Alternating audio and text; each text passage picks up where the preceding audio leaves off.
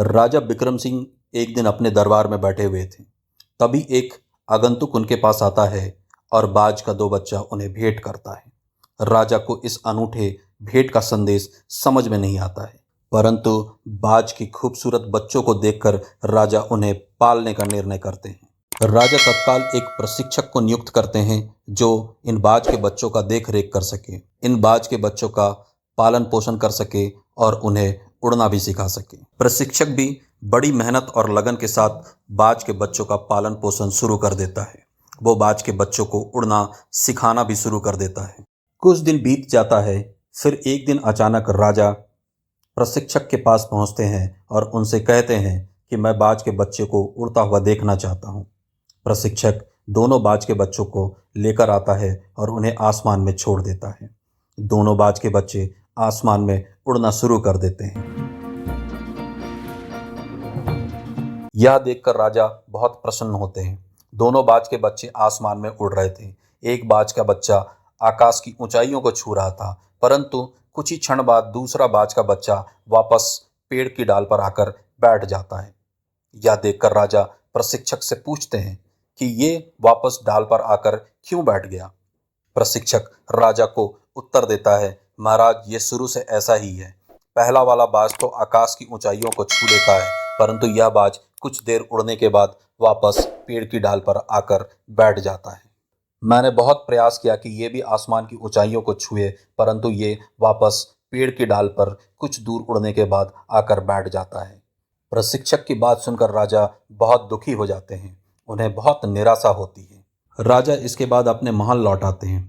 कुछ दिनों बाद राजा एक आदेश पारित करते हैं कि जो भी बाज के बच्चे को उड़ना सिखा देगा उन्हें बोरियों से भरा हुआ सोने की अशर्फियां इनाम में देंगे। यह खबर जंगल की आग की तरह फैल जाती है कि राजा साहब ने आदेश पारित किया है कि जो भी बाज के बच्चे को उड़ना सिखाएगा उन्हें राजा साहब बोरियों से भरा हुआ सोने की अशर्फियां इनाम में देंगे। इसके बाद देश प्रदेश से बहुत सारे विशेषज्ञ राज्य में पहुंचना शुरू कर देते हैं। वो सभी कोशिश करते हैं बाज के बच्चे को उड़ाने के लिए, ताकि बाज के बच्चे को वो आकाश की ऊंचाइयों में उड़ा सके, परंतु सभी के सभी विफल हो जाते हैं। जब यह खबर राजा तक पहुंचती है तो राजा अत्यंत दुखी हो जाते हैं। राजा एक दिन दुखी मन के साथ अपने बागीचे में बैठे हुए थे। तभी उनका नज़र आसमान की तरफ जाता है और वो आसमान की तरफ देखकर चौंक जाते हैं। उन्हें अपने नज़रों पर विश्वास नहीं होता है। वे देखते हैं कि बाज के दोनों बच्चे आकाश की ऊंचाइयों पर उड़ रहे थे। वो तुरंत भागकर प्रशिक्षक के पास पहुंचते हैं और उनसे पूछते हैं कि ये कैसे संभव हुआ। प्रशिक्षक कहता है कि एक गरीब किसान आया था, उसी ने यह कारनामा कर दिखाया है। राजा आदेश देते हैं कि उस गरीब किसान को उनके दरबार में हाजिर किया जाए। किसान राजा के दरबार में हाजिर होता है। राजा किसान से पूछते हैं कि जो कार्य बड़े बड़े विशेषज्ञ नहीं कर पाए, जो बड़े बड़े तजुर्बेकार नहीं कर पाए, वो कार्य तुमने कैसे कर दिखाया। इस पर किसान बड़ी विनम्रता पूर्वक राजा से कहता है कि राजा साहब, मैंने कुछ दिनों तक बाज के बच्चे की उड़ने की प्रक्रिया को देखा। मैंने एक चीज़ गौर से देखी तो मुझे पता चला कि बाज का बच्चा जब भी उड़ता था तो वापस उसी डाल पर आकर बैठता था। मैंने उस डाल को ही कटवा दिया। जब मैंने उस डाल को कटवा दिया तो बाज को बैठने के लिए वो डाल नहीं मिलता था, तो वो आकाश में उड़ना शुरू कर दिया। बस मैंने सिर्फ डाल काटने का काम किया और बाज आकाश की ऊंचाइयों को छूना शुरू कर दिया।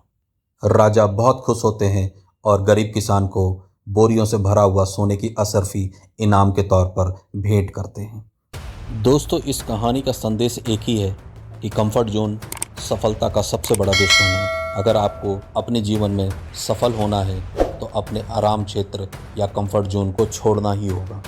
आराम क्षेत्र एक मनोवैज्ञानिक स्थिति है जिसमें व्यक्ति आराम और सुरक्षित महसूस करता है। जब तक आप अपने कंफर्ट जोन से बाहर नहीं निकलते, आप अपना जीवन कभी नहीं बदलते। परिवर्तन आपके सुविधा क्षेत्र के अंत में शुरू होता है।